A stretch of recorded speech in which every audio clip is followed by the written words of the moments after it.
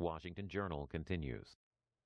Welcome back, and we're going to speak now with Mark Bray about the Antifa movement. He joins us from Dartmouth College, and he wrote a book called AntiFa, the Anti-Fascist Handbook. Thanks so much for being with us this morning. A pleasure. So why'd you write a book on the movement, and what is your relationship to it? Sure. So I'm a longtime activist and historian. I was involved in Occupy Wall Street in New York City back in 2011, and I've been involved in a variety of social justice movements. And I started to realize that really with the resurgence of the alt-right, in the Trump era, when there's this concern about fascism, concern about white supremacist politics, that there's actually relatively little written about post-war anti-fascism, that being after World War II.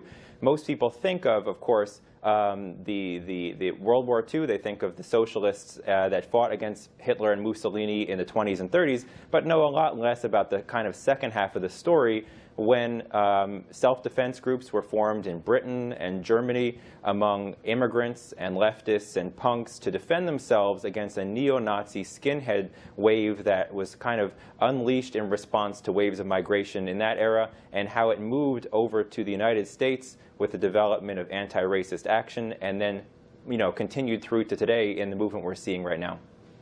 And some people, including the president, Donald Trump, have associated Antifa with violent acts. Do you think that association is warranted? Well, what people miss is that the vast majority of what anti-fascists do is nonviolent. They monitor the far right, they track them across various social media platforms, figure out who they're organizing with, find out where their events are going to be held, make phone calls to the owners of hotels or VFWs to get them to cancel the event. They spread popular education. So there's a variety of tactics that are used that do not involve any sort of confrontation, but of course the media focuses on the spectacle. But the other part of it is, though, that the anti-fascism is an argument for self-defense collectively against the proven historical perils of white supremacy and fascism, so that they don't shy away from asserting their right and the legitimacy of defending themselves. And how is the group funded? And how do members of the organization interact or communicate with one another? Is it entirely via social media? It isn't one specific group. It's more of an activity or a politics of social revolutionism applied to fighting the far right among communists, anarchists, and socialists, and a variety of radical leftists. They sometimes coordinate. For example, there's a Torch network where a number of North American anti-fascist groups coordinate and share resources and information, but generally they're autonomous, and they don't usually have a lot of money, so the kind of George Soros conspiracy theory is entirely inapplicable in this case, but I'm sure that they develop their own sources of funds for materials and so forth. Yeah. And the first time I'd heard of this group was in relation to the Charlottesville protests. But you mentioned it's been around a lot longer than that in the U.S. Help us understand that.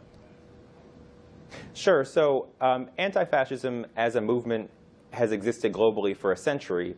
But in the U.S., of course, we can look in the 20s and 30s to conflicts within Italian-American communities, within German-American communities, Jewish self-defense organizations formed in response to Nazi presence in the United States. But in its modern incarnation, we can look at really the late 1980s into the 90s with the formation of anti-racist action, who essentially developed in response to neo-Nazi skinhead attacks on punk venues and alternative scenes, but grew into a broader network with hundreds of chapters around the country that defended reproductive rights, that did a wide variety of organizing against the far right, and of course, more broadly speaking, opposition to the KKK and the black liberation struggle's need for organizing against the far right was very prominent in the 50s, 60s, and onward, and dates back for centuries. At a campaign rally in Phoenix this past week, I'm sure as you well know, President Trump called out Antifa for protesting his rallies. The president made this remark after someone in the crowd interrupted his speech. How did he get in here? He's supposed to be with a few people outside. How about all week they're talking about the massive crowds that are going to be outside? Where are they? Well, it's hot out. It is hot. I think it's too warm. You know, they show up in the helmets and the black masks, and they've got clubs, and they've got everything. Antifa!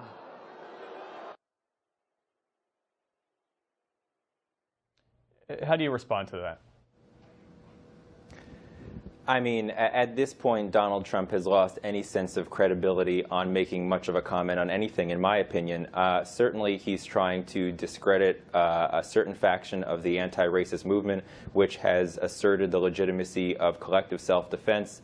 I mean, the thing to remember is that when it comes to facing some of the most deadly people in society, we need to be ready to do that, and that's what anti-fascists argue, and that's what they're prepared to do. I mean, the fact of the matter is sometimes good guys don't wear white, as the old song used to say. Yeah. I have to ask you, your Dartmouth University put out a statement in relation to your book, and they write this. We condemn anything but civil discourse in the exchange of opinions and ideas.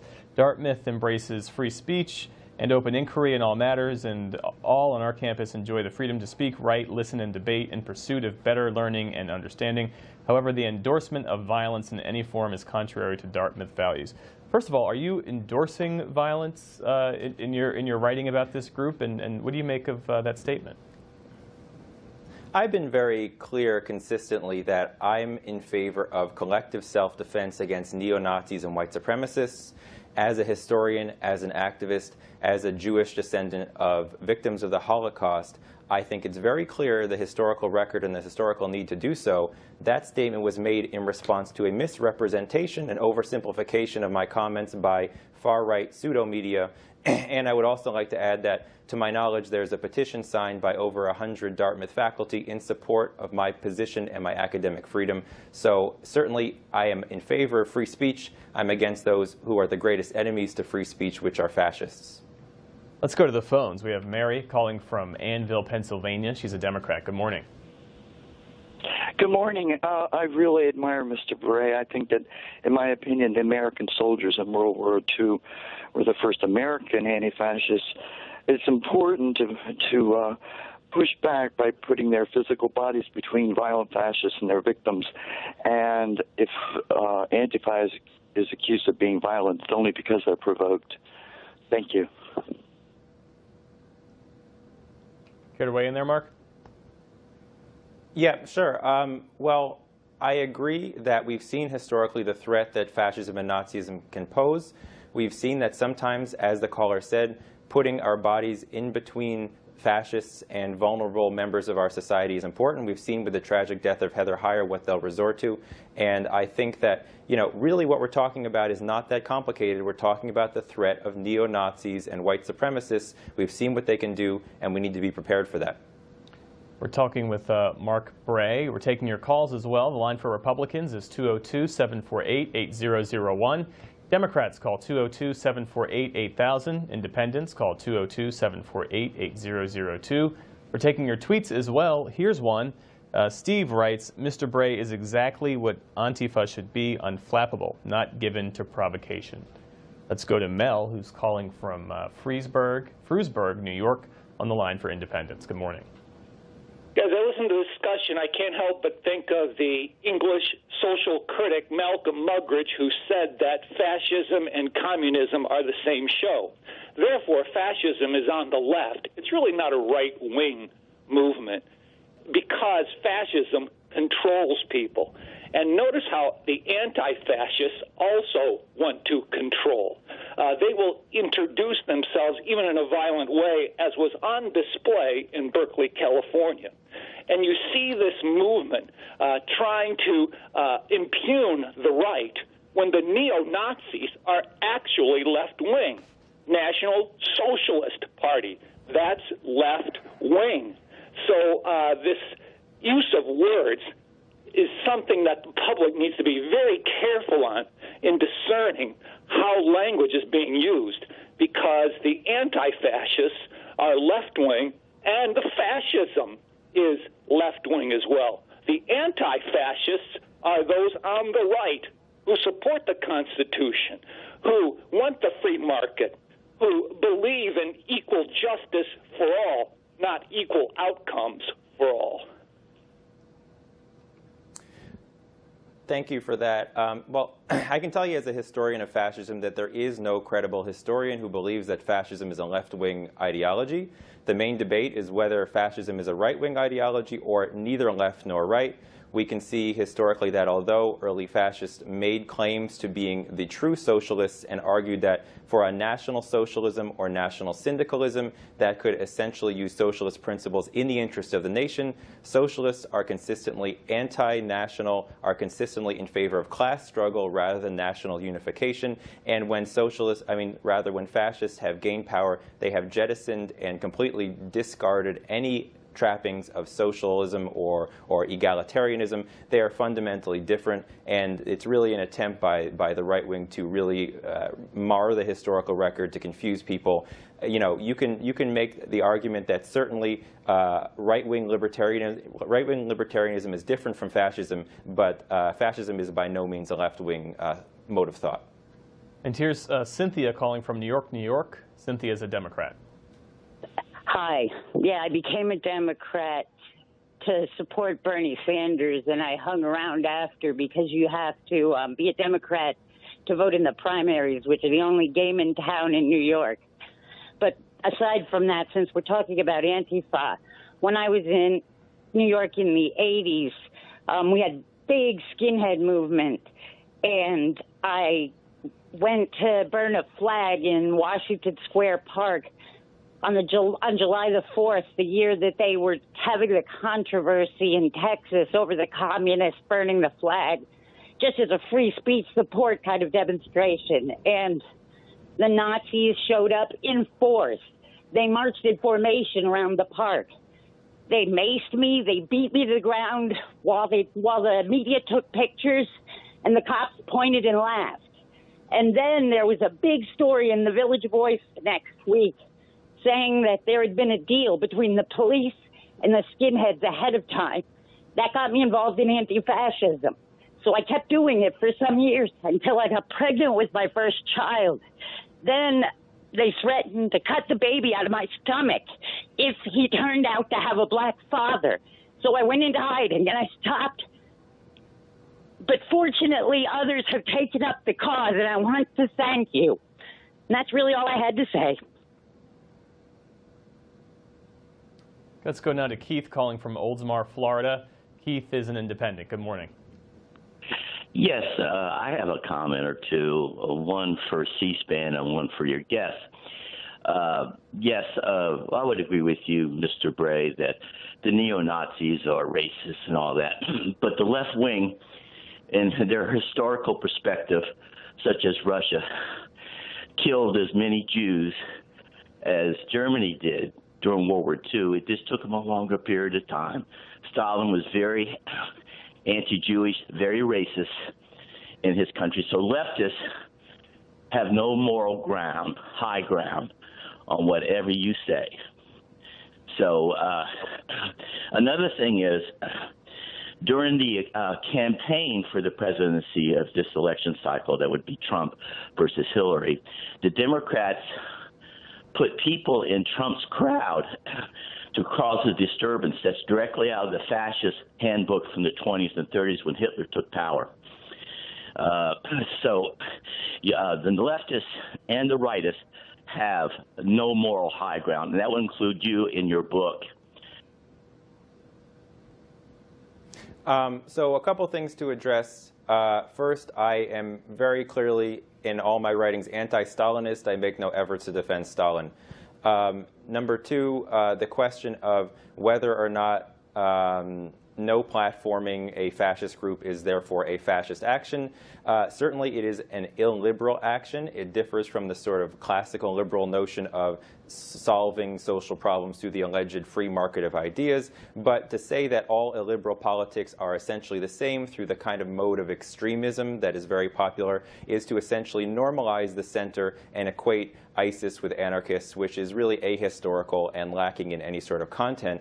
The notion that what defines fascism is disrupting speeches is really missing the point of fascism as an authoritarian, violent, hierarchical doctrine that has killed millions of people. And so I think that disrupting a fascist event does not in any way mean that you're a fascist. It simply means that you're not going to go by the liberal playbook for defeating fascism, which we've seen fail in the 20s, 30s, and 40s. And we should establish a definition. What is fascism in the way that you describe it?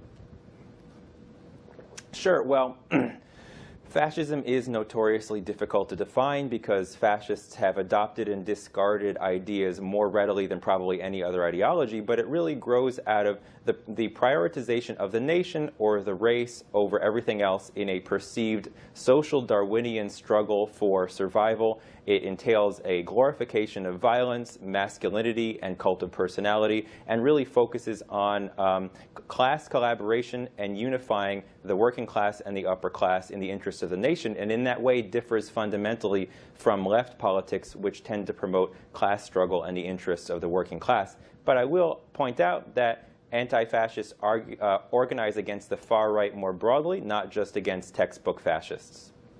All right, let's go to Lewis, who's calling from Pennsauken, New Jersey, on the line for Republicans. Good morning. Good morning. Sir, your organization mirrors the Nazis when Hitler was gaining power, the brown shirts. You guys show up at political rallies, you intimidate people, you beat people up, you disrupt meetings. You know, where to get off? I was an anti-Trump guy. I showed up at some of those, and I seen your guys spit on children, pepper spray women, attack people from behind and run away, and you guys are wearing the brown shirts or the mask. I mean, where do you get off? You guys are the fascists. You're against free speech. If they don't agree with you, you beat them up. Thank you, sir. Okay, well, so first of all, I am not a member of any AntiFa group, and AntiFa is not a single group. Second, also to point out once again that disrupting a far-right event does not therefore mean you're far-right. Historically, we can see how anti-fascists have used a variety of tactics to disrupt fascist meetings. In the 20s and 30s, they would infiltrate events and sing and have singing protests over the speaker. There's a variety of tactics to do this, and really, fascism entails in illiberal politics, just like socialism or anarchism, but that does not mean they're the same. There are very clear political differences, and to reduce politics to tactics is really ahistorical and apolitical. Rather than looking at an action, let's look at why it's carried out and who it's carried out against. Let's hear from Bob, who's calling from Tahlequah, Ohio, or Oklahoma, forgive me. He's a Democrat. Good morning, Bob. Good morning to you. It's a good subject that you're covering. The name of the town is Tahlequah. All right, thank you for that correction. Yeah, and it's the Cherokee capital. The Cherokee tribe is the largest Native American tribe left in the country. Just wanted to mention that. We're located between Tulsa and Fayetteville in the beautiful hills of northeastern Oklahoma. And I want to say today I appreciate you, Mr. Anti-Fascist. Yeah, and let's define anti-fascism in the modern sense. In the current sense of the word, you would have to be opposed to prohibition on cannabis if you're anti-fascist, and opposed to the Jim Crow culture that come along with keeping the American farmer down and keeping the blacks and the hippies from having their weed. And now, in the modern sense, to keep everyone from having their homegrown medicine. So let's speak to that issue if you're truly anti-fascist. Yeah, I can assure you that anti-fascists are against the criminalization of marijuana. Yeah, I can assure you that pretty confidently. Yeah. Let's talk with Tom, calling from Euless, Texas, on the line for Republicans. Good morning, Tom. Good morning, C-SPAN. Thanks for taking my call. Yeah, I just want to say Antifa is nothing but a violent, America-hating communist terrorist cell infested with nothing but violent cockroaches and vermin, and every single cockroach and vermin in Antifa, they've got to be exterminated. Okay, let's... I'm not going to comment on that one. Yeah, let's go to on. Jesse, who's calling from New Albany, Indiana, on the line for Independence. Good morning, Jesse. Yeah, I just wanted to call. This gentleman, I'm going to tell you, if I sent my child to Dartmouth to receive an education, and this gentleman were to be the one to educate them, I would be really upset that I wasted all that tuition. He has no idea what fascism is, has no clue. He sat there just a while ago and said, well, instead of looking at the act of violence, you need to look at who the act's perpetrated against and why. Well, look, fascism is really simple. It's not a difficult concept. You have a group in power, and they use violence to push their agenda. And that's exactly what Antifa does. That's not hard. And if you read Orwell's 1984, and Orwell was a socialist, but he recognized the inherent problems in a proletarian society. And you ought to have your guests explain how a proletarian society would work with fascism and how it works with socialism and communism, and see if he can explain the difference there. I think he'd have a difficult time. He's ridiculous. I'm sure his book's ridiculous, and I'd be really upset if I spent money to send my child to Dartmouth to listen to him. Okay, well, first of all, what you're describing as fascism, where a group rules society and imposes their rule with force, is essentially what the state does. The state, regardless of which state, with police forces, with prisons, with military. So if you're against that type of rule, you may well be an anarchist. You should consider that. The second part is in terms of the difference between fascist control and sort of a Soviet socialist control. Once again, I am not a Stalinist, neither was George Orwell, and his critique was against an authoritarian society, which is what I'm against and many anti-fascists are against. And so fascism cannot simply be reduced to state control. It has a very specific historical context, having much to do with the immediate aftermath of World War I, with the response of society to a perceived quote-unquote decadence in response to the growth of bourgeois capitalism. It's very historically situated, and you can't reduce it simply to the control of a specific group over a state, which is what states are. And lastly, let's hear from Cynthia calling from Fort Lauderdale, Florida, on the line for Democrats. Good morning, Cynthia. Good morning. Thank you for having this discussion. I think it's very relevant to what's going on in the United States right now. I'm totally a supporter of resistance to the alt-right. I think that their designs on America are a threat to our liberty. However, I must say I saw an interview this week in a park between an AntiFa women leader and a white supremacist male. And the male was polite and the female was rude and said violence was justified. Now, I understand this does not represent the movement, but it does harm to the movement of resistance to fascism in America when you have someone advocating violence like this woman was. And I just wanted to mention that we have to repeatedly say this is a nonviolent, I like your term, self-defense for the country or self-defense for the movement. It should be self-defense. And as in any self-defense situation, you cannot throw the first rock. You cannot initiate violence. You can only protect yourself. Thank you.